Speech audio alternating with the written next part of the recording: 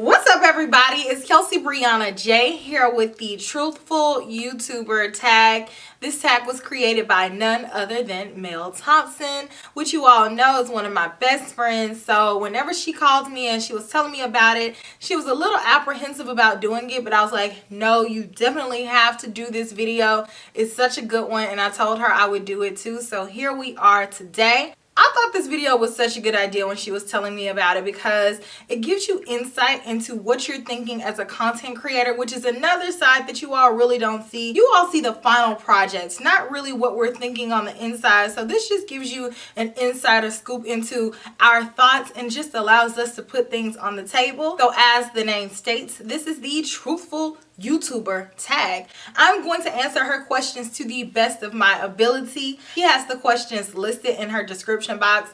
I will leave the link to her video down below. If you all want to do this video, I invite you to. But with no further ado, let's go ahead and jump into it. The first question is, have you ever received a product, tried it, didn't like it, and then decided not to review it? My answer is yes. So here's the thing with me. I'm always honest with companies. I let them know, hey, I like this type of product. I'm interested in trying your products. I'm going to tell my honest thoughts. So if that means I don't like the product, then I'm going to have to say that. A lot of times I don't accept things from companies for trade. Like, okay, if we send this to you, then you have to do this video and you have to say it like this and you have to do it like this. No, it's more so of a, here, we would like to send it to you, do a video at your leisure if you wish. We just want you to try these products. I don't really like to have a whole lot of strings attached when trying products because I like to be able to be as honest as possible. And if that means I don't do a video on a product because I don't like it, I'd rather do that than get on camera and lie about something. Question number 2. Products you use alone but won't show or use online. So I don't really use any products that are controversial or products from brands that have been canceled or anything like that. I'm like, oh no, I cannot be caught dead using this product because I don't want to get drugged or canceled myself. I don't really have anything like that. I don't really use products from those brands, not because I'm like scared of being bullied. I refuse to let anybody bully me online or in real life. Is not happening. So it's not because of that. It's just I don't have any desire to use any of those products anyways. But going away from that, I don't use a lot of limited edition stuff on my channel just because it's not readily available. I don't really have anything that I'm just like, oh no, nobody can see me use it because I don't care. Question number 3. Products you want but won't buy because you don't support the brand. So again, I really don't want anything from any brands that have been canceled, which by the way, almost every brand has been canceled or probably needs to be canceled. So cancel culture is just a lot. I don't really have anything I really desire that I would feel the type of way of buying it or, you know, buy it in secrecy and be scared to use it. At one point, I was gonna buy stuff from Jeffree Star Cosmetics. I bought some things from him in the past. I stopped using them, and that's because I personally did not agree with some of his practices in his life. At one point, before I knew about all of the things that he was involved in, I was planning on making a huge purchase from him, but right before like his big like debut collection came out, around that time all of the stuff came out about the videos that he was in, how he is as a person, and so I decided that I was not going to buy anything from him. I don't even feel a desire to own anything from his brand. Even if it's pretty, I really don't want it just because of my own personal principles, but I don't have anything like that. I feel like in this day and age, everything has something that's similar. So if somebody comes out with something that's just super unique, give it 2 weeks, somebody else will have something that looks exactly the same. So it's really no pressure. Do you have any blocked words? Yes, ma'am, Pam, I do. Because people like to get real ruthless in the comments, so I rather have like a little built-in moderator to kind of stop those comments because you will not get any shine on my channel. You can type your little life away, but I have certain words blocked. The words that I have blocked can be used in a different meaning. So I will go in and I look at all of the comments that have gotten blocked, all of the comments that could be spam, and I'll go in and I'll approve the ones that are clearly not. But my spam moderator works fantastically. I'm not going to tell you my blocked words because the people that are typing these comments, they leave nasty, vile comments, and I don't want them to go in and use synonyms because they know that these are my blocked words. So just know I have a list. Do you delete comments? If so, why? I think everybody needs to delete comments because if you allow certain people to get away with one thing, then they'll do other things. But like my grandma says, and like a lot of you all have heard before, if you give some people an inch, they'll take a mile. So go ahead and stop that in its tracks. I delete comments where I know that somebody is just trolling. They're just trying to say anything. Because at the end of the day, all YouTubers are just people. We make mistakes. We are not perfect. And we are also entitled to our opinions and our feelings. So I'm not going to let somebody disrespect me on my channel. If you want to spew negativity and hate and just talk reckless, start your own channel. And you can talk however you want to talk in your house. But you're not going to come in my house and talk to me any kind of way. And I will not let anybody disrespect any of my subscribers either. So if you're coming on and talking reckless to them, best believe your comment is going to get blocked and you're going to get blocked. I'm not a super sensitive person, so I'm not going to delete you for any little thing. I will allow you to have an opinion. I will allow you to respectfully disagree with me. But it's just all about how you say it. I put myself out there on this platform, but it's also my responsibility to monitor what I'm putting into myself. Number 7, have you ever lied about a product to stay on good terms with the brand? No, ma'am, I have not. I will not lie about a product. I would rather not do a video about a product than lie about it and have my integrity questioned by you all. Because the whole point of YouTube is to be able to come on as a real person and share my real experiences with certain products. Never was YouTube intended for me to be a liaison for brands and be able to be like their little puppet and do whatever they say. That's why this community was created, because people were sick of being lied to by beauty editors, by people in the industry. They wanted to get the opinion of a real life person. So if you are not able to fulfill those obligations, then there is no point in this community. Like, I don't understand what people don't understand about that. Number 8, have you ever initially liked a product when you reviewed it and then changed your mind but didn't let your audience know? Yes. And I think mine is more so of, I've been on YouTube for so long. I've been doing videos for 8 years.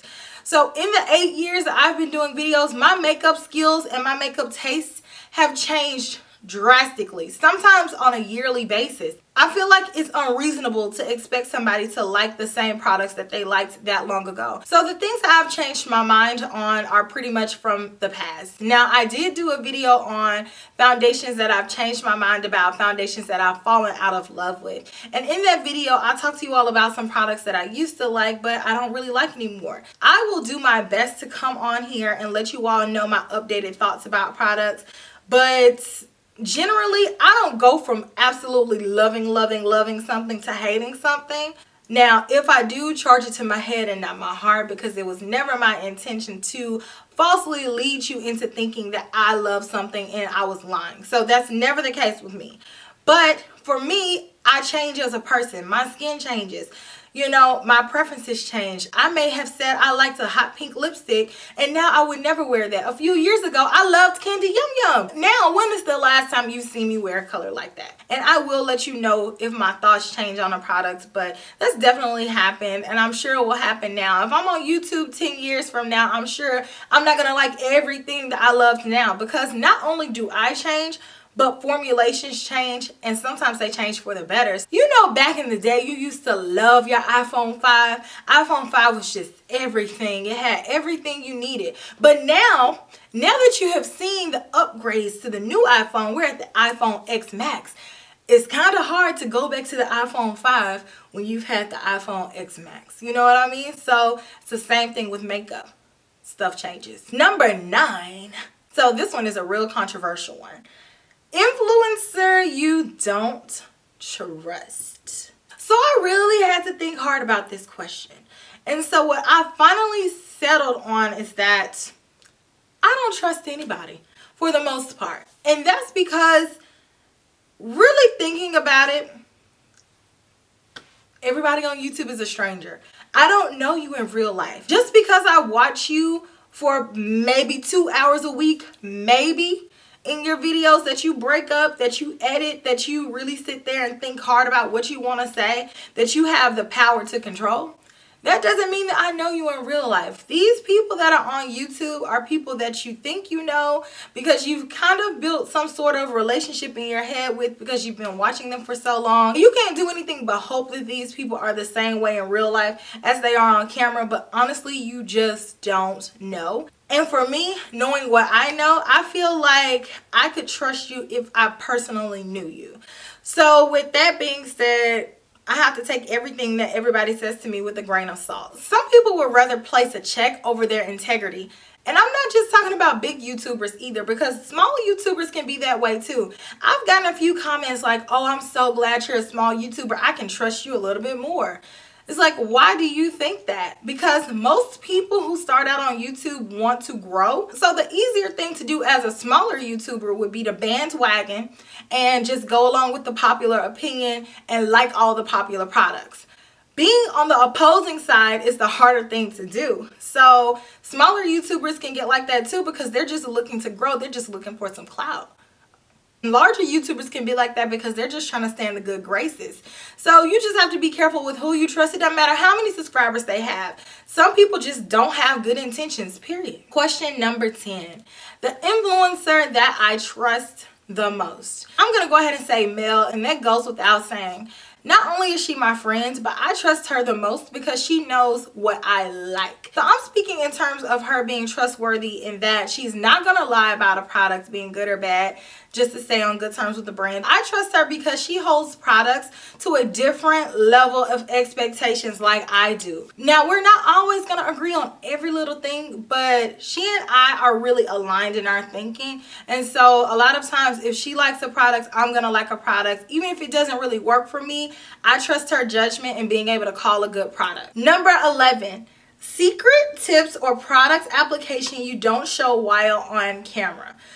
So I do have something that I do off camera and it's not because it's a secret because I don't want you all to know what I'm doing. It's that I just physically cannot do it on camera. That is blend my lower lash line. I'll be doing a tutorial on camera and I'll pick up the eyeshadow and then I'll kind of like pretend to go like this.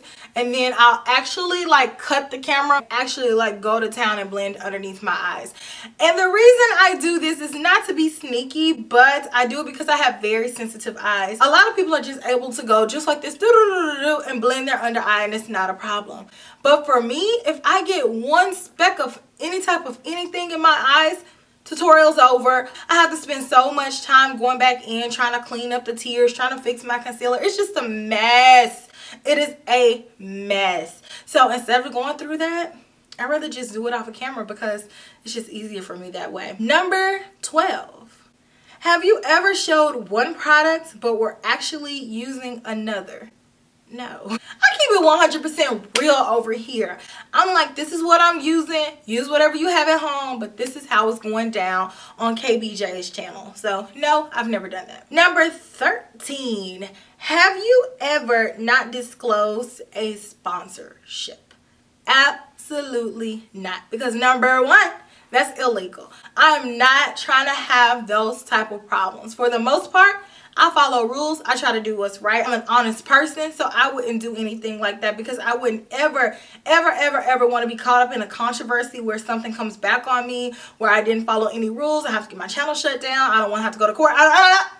It's not worth it. I'd rather just say, hey guys, this is a sponsored video. But just know, any type of sponsorships that happen on my channel, because I am not against sponsorships, just know that it's gonna be a brand that I respect, a brand that I'm interested in, and it's never gonna be anything that is not genuine to my character. Because you guys, I get so many offers in my emails of things that just really don't align with my channel. I get offers to do cooking videos. I'm kind of interested in doing that. I have a beauty channel, so it doesn't make sense for me to do it. So I turned it down. I get offers to do fit tea. I get offers to do teeth whitening stuff. I get offers to do gaming. I get so many offers to do sponsorships, and if it doesn't make sense, then I I can't do it. Number 14, have you ever had a bad interaction with a brand? Several times I have. And those bad interactions could have been avoided had people on their end communicated a little bit better.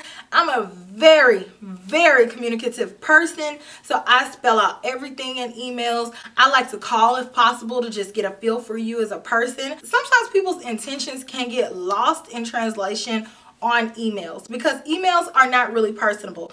You can try to put a little bit of personality in emails, but honestly, the way to really build a relationship is through talking. But a lot of companies don't like to talk on the phone, which is fine. I know everybody is busy, but I'm really a person who likes to make that human to human connection, which is something that is lost in today's society, but whatever. I've had miscommunications happen that resulted in having bad interactions with companies because I'm a person, if I agree to do something, I'm going to do exactly what I said I was going to do. However, you cannot come back on and say do this and do that, and that's not what we initially agreed upon.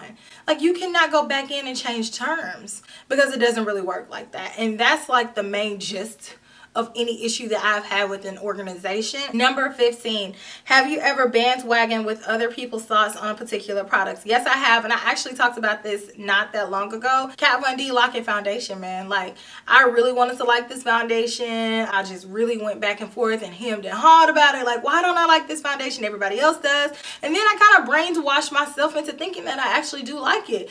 And I don't. It's been a minute for that. I'm an independent thinker. What you guys don't know about me is that I actually don't watch anybody else's review videos before I do a review on my product. So if I happen to say something that aligns with somebody else's review, it's purely coincidental. I do not do research in that manner before I do review videos because I like my thoughts to be 100% my own. The last question, number 16, which I could not wait to get to this question. So this question is things other creators do to get on your nerves. Y'all have some time on your hands because the number one thing that I cannot stand on YouTube and in real life is a backhanded compliment. That makes me so irritated because I just would have rather you not said a word to me than give me a backhanded compliment. You know, people will be like, I really like your eye look. It's basic, but I like it. Are you serious? Rude. Or I really like your outfit. It's a little wrinkled, but I like it. Your house is cute. Very small, but it's cute. Excuse me? Like, you could have kept that. If you ever think that I'm going to say thank you after giving me a backhanded compliment, you have another thing coming. The best thing that I could do for you is just to ignore you because you do not want me to go back in on you.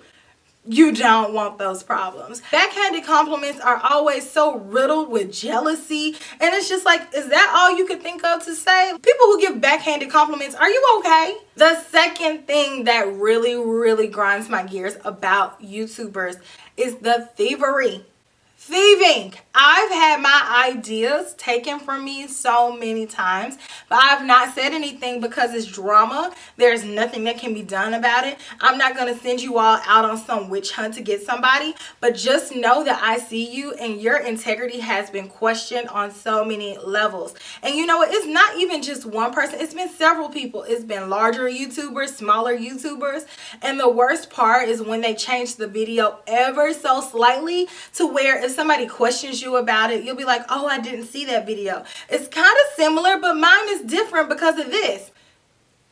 I still see you. Like, don't try to play me. I'm a very intuitive person, so I'm picking up what you're putting down before it ever reaches the ground. It's free to say, I got this idea from Kelsee Briana J, or I saw this on her channel and I wanted to do this adaptation. But people want to be haters, so let them hate. If I have ever done a video, and it's like a more unique type video, because obviously I don't know the origin of the smoky eye tutorial. At this point, that's like common property, okay?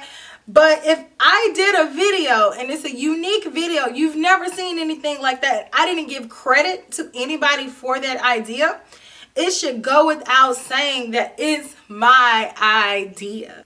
Not to toot my own horn, but I'm an Aquarius. I'm innovative by nature. That's what I do. My mind does not stop. I'm laying in bed at night thinking of ideas of different stuff, not only for YouTube, but just in general. Even if I do a video and it's not the exact same video as where I got the inspiration from, I will give credit where credit is due, because I am really big on that. Like, I'm really big on giving people their props. And the last thing that I want to talk about that gets on my nerves, and one of the most prevalent conversations that we have had this year, is the wokeness and cancel culture. I do not like when people are fake woke. I'm 100% here for inclusiveness and brands expanding, but I don't like when people bandwagon on being woke and just being inclusive when it suits your needs only. So taking for instance the Tarte thing. Everybody wanted to jump on and cancel Tarte, and Tarte is this and Tarte is that. Now, I don't agree with what Tarte did. They were wrong for not having an extensive color range. They really were. Now, I know that people were going to react to that, and they were going to feel this type of way and cancel and da da da da da. But like Mel said in her video, the next week you have benefit on your face, which is never catered to people of color. So if you're going to cancel one, then cancel all. You cannot be selective in what you do, because to me that is hypocrisy. You have to be consistent and thorough in your actions. If you're going to hold one company to a certain standard, then hold all the companies to that same standard. It's either be thorough or be quiet. It's no in between. That's everything that I have to say about the Truthful YouTuber tag. I will have all the questions listed down below if you want to jump in and do the video. If you do this video, then make sure you tag Mel, because she is the one that created the video. And also make sure you tag me, because I would love to see you all's responses to these questions. Let me know what you think about anything that I said down in the comments section. But remember, some of my answers to these questions I will block, and I have blocked words. That's all I'm saying. But for the most part, you guys are pretty respectful, and I love my little family that we have, my Kel Belles. If you have not already, make sure you subscribe if you want to keep seeing new videos from me. And I will talk to you all in my very next video. Smooches. Bye.